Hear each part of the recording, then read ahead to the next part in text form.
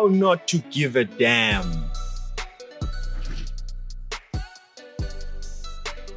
How do you decide not to care about what people say? How do you not care? How do you just live your life without caring what people think about you, what people say about you? Doesn't matter whether good or bad. What I realize is that a lot of people are struggling to achieve what they need to achieve or what they hope to achieve in life because they care a lot about what people are saying about them. They care about other people's opinions. What's even worse is that they care a lot about their negative opinions about themselves.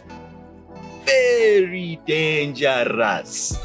And when it's better to care about what other people are saying, even if it's negative, but it's worse. It's better to do that than for you to actually talk bad against yourself.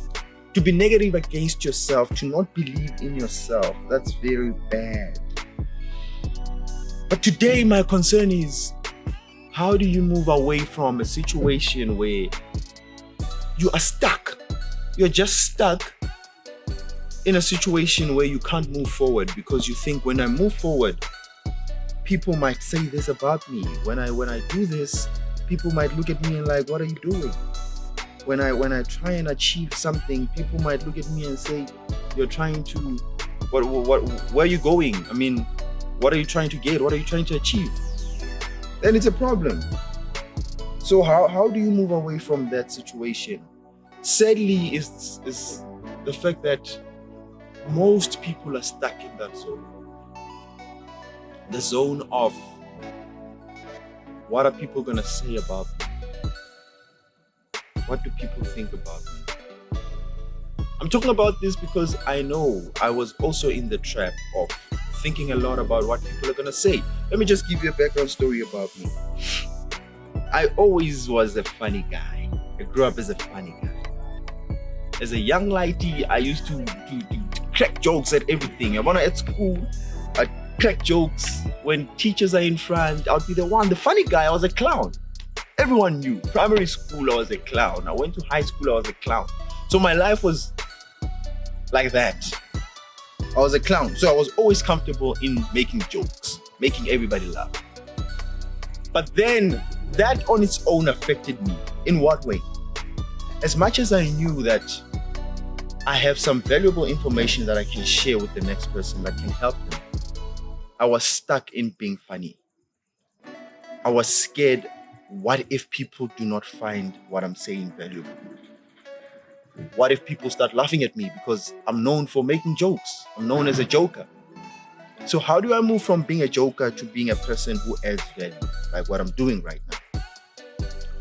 It took me a lot of things. I had to, for the longest time I was scared of standing in front of people and speaking sense to people. I would stand in front of people, I'll get a chance to stand in front of people. When I need to address, I would start laughing and say nothing. And that used to freak my dad out so bad. Because my dad is a community leader, my dad is a pastor, so he is a person who's always on the platform, he's always on stage.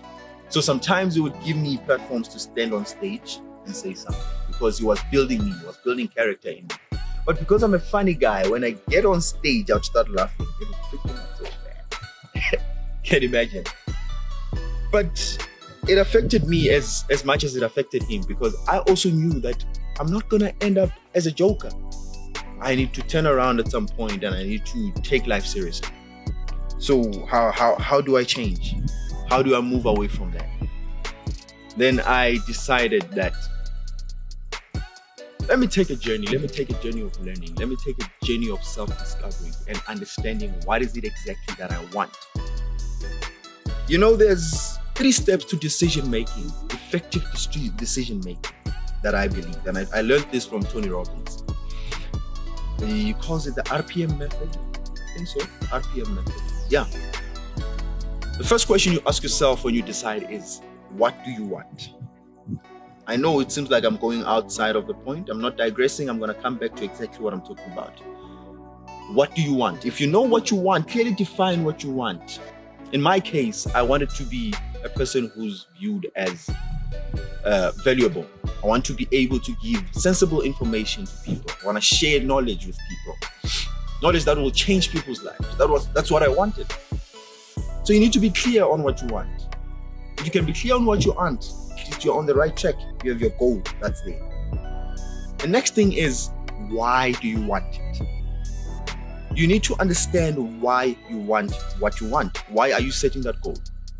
Why is it? What is so important about the goal that you're setting for yourself? So in my case, I was like, okay, I was affected because I come from a rural area, and I realized that the situation in a rural area is bad. People are poor.